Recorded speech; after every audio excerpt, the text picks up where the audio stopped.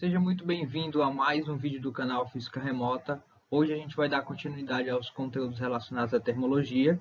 Vamos falar hoje sobre troca de calor, algo que é bem presente no nosso cotidiano. Então, fica pro vídeo.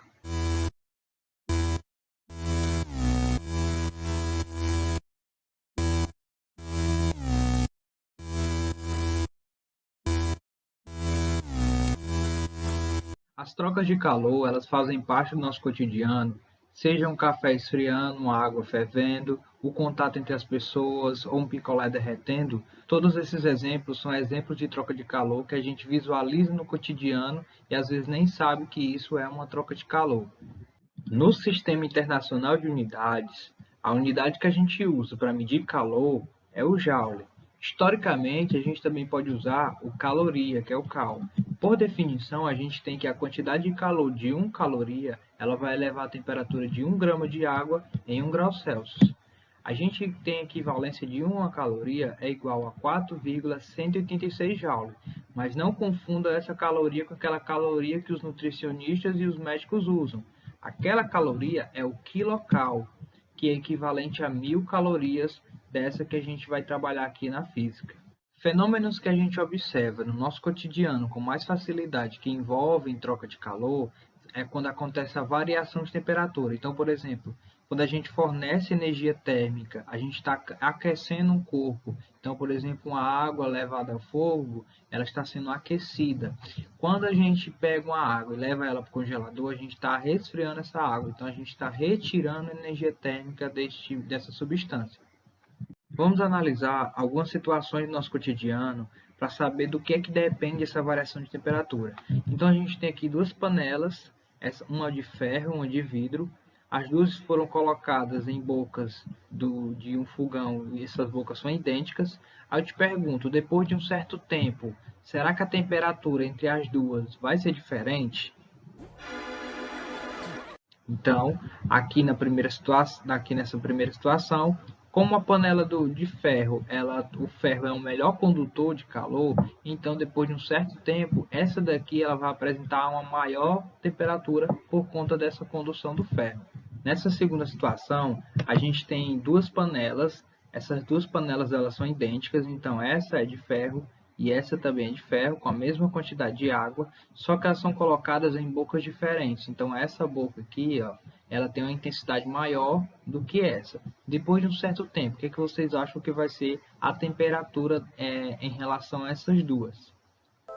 2000 anos depois. Exatamente. A temperatura dessa daqui, ó, dessa segunda aqui, ela vai ser maior do que a primeira por conta que aqui a chama dessa boca aqui, né, o fogo dessa boca, ele é maior do que nessa daqui.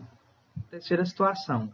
A gente tem duas panelas idênticas colocadas em bocas idênticas, porém a quantidade de água que tem na primeira é maior do que a quantidade que tem na segunda. A segunda só tem metade da água da primeira. Então, depois de certo tempo, quem é que vai ferver primeiro? Não tô lembrado, não. Exatamente. Essa segunda aqui, ela vai ferver primeiro por conta da quantidade de água que é menor do que na primeira. Então, analisando essas situações, a gente vai constatar o seguinte: ó. Uma dependeu do material, a outra da quantidade de calor que foi fornecido e a terceira da quantidade de matéria. Com base nisso, a gente vai falar do calor específico, que é o calor que vai depender do material. Então, qual é a definição desse calor? É a quantidade de calor necessária para variar de 1 grau Celsius 1 grama de uma substância. Matematicamente, a gente escreve dessa forma. Esse C aqui de calor específico é igual à quantidade de calor dividido pela massa desse corpo vezes a variação de temperatura desse corpo. Esse ΔT também pode ser chamado de ΔT em alguns livros. Esse calor específico também pode ser escrito de outra forma. Lembrando que esse Q aqui é a quantidade de calor, o M é a massa da substância, ΔT é a variação de temperatura. Eu posso escrever dessa forma aqui, ó. Passando a massa e o ΔT para o outro lado, a gente vai ter que a quantidade de calor é igual a mc vezes ΔT. Isso aqui é chamado de equação fundamental da calorimetria. Por ser dependente do material que é formado essas substâncias, Então, o calor específico, a gente tem uma tabela com o calor específico de algumas substâncias, por exemplo, o ouro, o cobre, o ferro, a areia, o alumínio, o gelo, o álcool e a água. Lembrando que a água ela é como se fosse uma base, né, para a gente usar. Então, a água, por exemplo, é igual a 1. Então, o calor específico da água, ele é 1. Vamos dar um exemplo de como a gente aplicar o calor específico.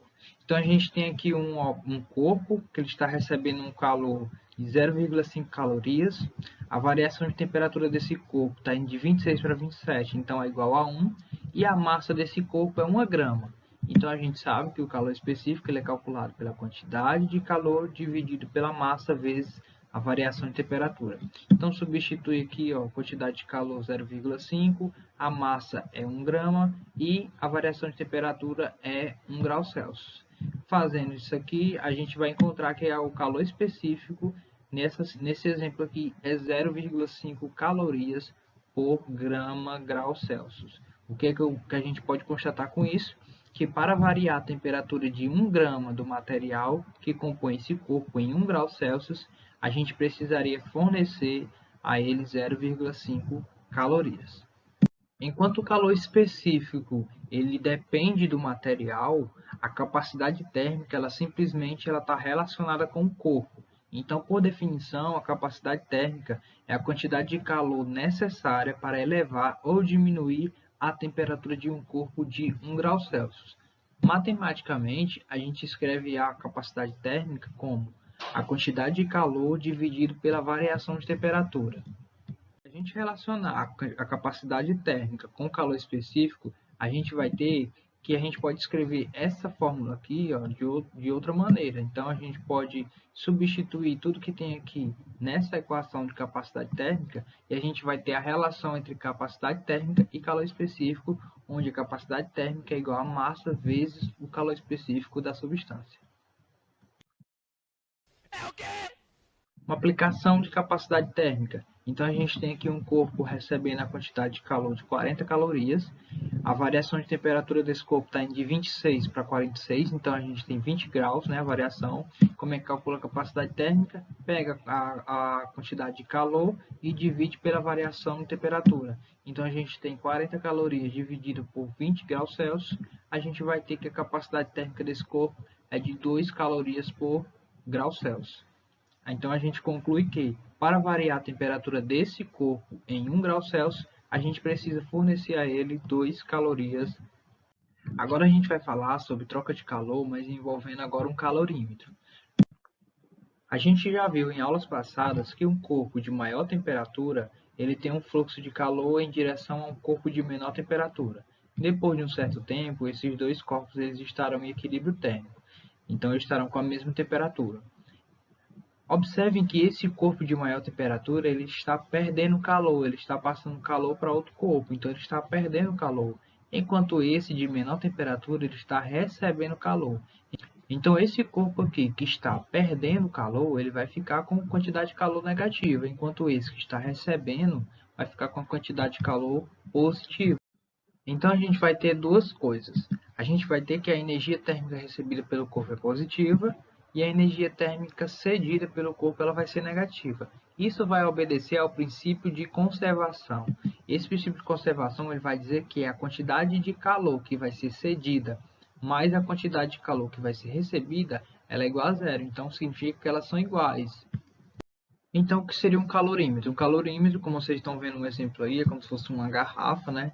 E esse equipamento, ele não permite a troca de calor com o meio externo. Então, se você tiver duas substâncias dentro desse objeto aqui, então essas duas substâncias elas vão entrar em equilíbrio térmico, porém elas não vão perder calor para o ambiente externo. Então, geralmente a gente usa esse equipamento aqui em laboratório para estudar a troca de calor entre algumas substâncias, mas com certeza vocês têm um calorímetro em casa que é a garrafa de café, a garrafa térmica. Então a garrafa térmica, a garrafa de café, ela é um exemplo de calorímetro. Por hoje é só, espero vocês nos próximos vídeos para a gente continuar falando sobre termologia. Tchau, tchau!